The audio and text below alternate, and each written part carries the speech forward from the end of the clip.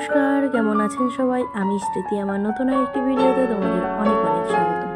প্রথমেই বলি, যারা ইউটিউব থেকে দেখছো ভিডিওটা, তারা সাবস্ক্রাইব করে রাখবে আর বেল আইকনটি প্রেস করে রাখবে, যাতে আমি ভিডিও ছাড়লে তোমাদের কাছে সবার আগে পৌঁছায়। আর যারা যারা ফেসবুক থেকে দেখছো, তারা অবশ্যই পেজটি ফলো করে রাখবে। আমি এখানে রান্না করছি চন্দনা ইলিশ, তোমরা দেখেই বুঝতে পারছো। আর সত্যি কথা বলতে, এই মাছটা খেতে আমার ভীষণ ভালো লাগে। আর মাছগুলো ভীষণ একদম তাজা না, মানে শক্ত ছিল আর কি। এই মাছগুলো সচরাচর বাজারে আসে, একটু গলে যায়, একটু নরম ভাব থাকে, কিন্তু না, একদম বাজার থেকে মাছগুলো আনা হয়েছে, একদম তরতাজা ছিল, মানে আর কি শক্ত ছিল। তো আমি এখানে সমস্ত কিছু আগে আর কি পরিষ্কার করে নিয়েছি, মাছের আঁশ ছাড়িয়ে ধুয়ে সমস্ত কিছু পরিষ্কার করে নিয়েছি রান্না করব বলে।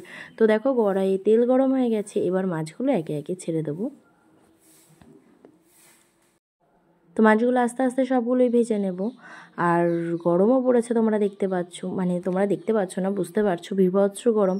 আর কাঠের জালেই রান্না করা হচ্ছে। আর মায়ের বাড়িতে গেলে, মানে আমার বাপের বাড়িতে গেলে, আমি কাঠেই রান্না করি, খুব তাড়াতাড়ি হয় গ্যাসের থেকে। আর গ্যাসে করলে বাড়িতেও করি আর ওখানে গেলেও করি, কিন্তু দেখলাম যে না, বসে বসে এক জায়গায় হাতের কাছে অনেক কিছুই পেয়ে যাচ্ছি, তাই উনুনেই করি। আর দেখো, আমাদের বাড়িতে তো মানে কাঠ বলতে অভাবই নেই, মানে সেগুন গাছ আছে, তারপরে বাঁশ ঠাস সাড্ডা ব্যাড্ডা আছে, আর খুব সুন্দর জলে ওগুলো।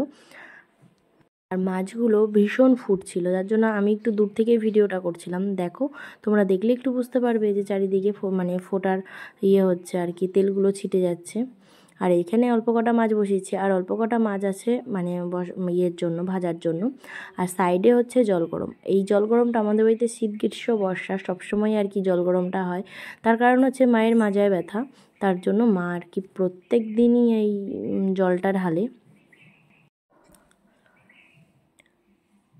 তো ছাড়ো, রান্না মানে যেমন যেটা করার, যে যেমনভাবে করে সে সেমনভাবেই করবে। তো আজকে কিছু কিছু কথা শেয়ার করছি। হ্যাঁ, আমি ইউটিউব করছি বা আমি ফেসবুক করছি, সেটুকুনি নিজের ইচ্ছায় বা সমস্ত কাজকর্ম করে তারপরে যে সমস্ত মানে যারা কমেন্ট করছো, বা কমেন্ট না, মুখে কমেন্টের, মানে ফোনে কমেন্টের থেকে মুখে কমেন্ট সবাই করছো, তাদেরকে বলছি, নিজের চরকায় একটু তেল দাও। আমার চরকাটা না পাবলেও হবে, আমার চরকায় তেল দেওয়ার জন্য আমি যথেষ্ট, বা আমার ফ্যামিলি আছে। তো রান্নাটা মানে সমস্ত কিছু হয়ে গেছে। মশলাটা দিয়েছিলাম হচ্ছে সর্ষে বাটা, আর একটু পোস্ত দিয়েছিলাম। আর এখানে দেখো, ভাজা মাছগুলো আমি একদম ভেজে নিয়ে রেখে দিয়েছি। আর এখানে ঝোলটাও একদম টকবক করে ফুটে যাচ্ছে। তো দেখো, কেমন লাগলো ভিডিওটা তোমরা অবশ্যই জানাবে। আর আমার ভিডিও যদি তোমাদের ভালো লেগে থাকে, তাহলে অবশ্যই সেটাও কমেন্ট করে জানাবে।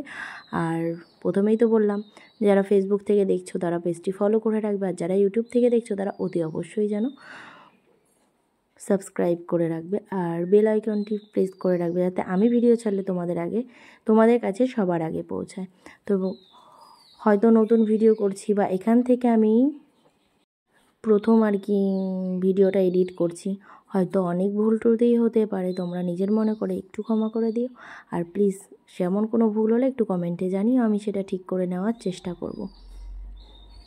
তোমাদের সাথে বকবক করতে করতে আমার রান্নাটা হয়েই গেল। আর সত্যি কথা বলতে, বেগুনটা অতটা ভালো ছিল না, আর তরকারির সাথে মিশলেও না। তোমরা দেখো, কিন্তু খেতে টেস্ট হয়েছিল, দেখতে অতটা ভালো লাগেনি। আর গল্প করতে করতে আর ভিডিও করতে করতে তরকারির ঝোলটা অনেকটাই মরে গেছিলো। তো তোমরা দেখো, এই হচ্ছে লাস্ট ফিনিশিং। তো কেমন হয়েছে রান্নাটা তোমরা অবশ্যই দেখে বলবে, খেয়ে অবশ্যই না সেটা তোমাদের ছোট করা হবে। আর আমি অতটা ছোট তোমাদের কখনোই করতে পারবো না, কেননা তোমাদের নিয়ে আমার পরিবার। তো দেখো, রান্নাটা হয়তো একটু শুকিয়ে গেছে, আর অনেক কিছু ছিল। বা ভিডিওটা কেমন হলো জানিও, টাটা।